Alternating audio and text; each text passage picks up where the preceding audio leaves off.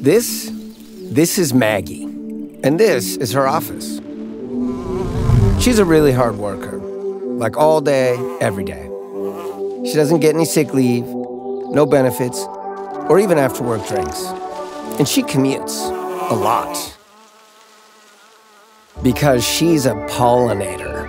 And if it weren't for Maggie and all her colleagues, there would be no gardens, no flowers, or even nature as we know it. Okay, but what does this have to do with us? Well, at Husqvarna, we make robotic lawnmowers. And now we're releasing a new feature.